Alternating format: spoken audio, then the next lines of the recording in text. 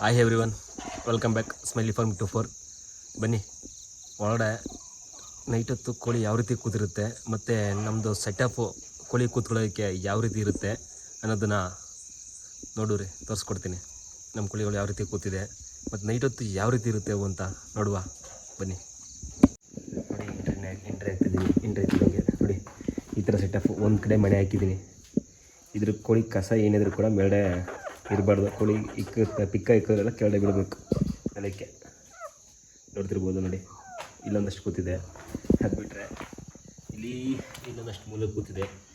ಅದು ಬಿಟ್ಟರೆ ಇಲ್ಲೊಂದಷ್ಟು ಕೂತಿದೆ. ಇದೆಲ್ಲ ಇನ್ನು ಅದು ಬಿಟ್ಟರೆ ಒಂದು ದೊಡ್ಡ ಸೈನ್ಯ, ಇಲ್ಲಿ ಸೈನ್ಯಗಳು ಯಾವ ರೀತಿ ನೋಡಿ, ಕೋಳಿಗಳು ಯಾವ ರೀತಿ ಕೂತ್ಕೊಳ್ಳುತ್ತೆ ನೈಟ್ ಹೊತ್ತು. ಇದೇ ರೀತಿ ಎಲ್ಲ ಪ್ಯೂರ್ ನಾಟಿಗಳು ಎಲ್ಲ ಮೇಲೆ ಯಾರ್ಯಾರೇ ಕೂತ್ಕೊಳ್ತವೆ, ಯಾವ ಕೆಳಗಡೆ ಕೂತ್ಕೊಳ್ಳೋದಿಲ್ಲ ನೋಡಿ.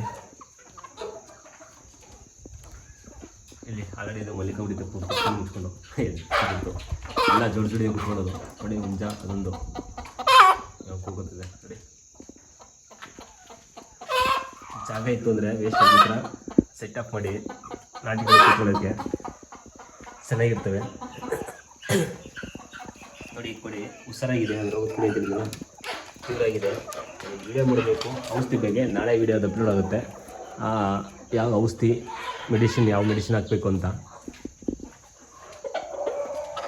ನೋಡಿ. ಈ ಥರ ಕಟ್ಟಿ ಇಲ್ಲಿನ ಸಣ್ಣ ಮರಿಗಳು ಮರಿಗಳು ಕೂತ್ಕೊಳ್ತವೆ, ದೊಡ್ಡ ಕೋಳಿಗಳು ಕೂತ್ಕೊಳ್ತವೆ.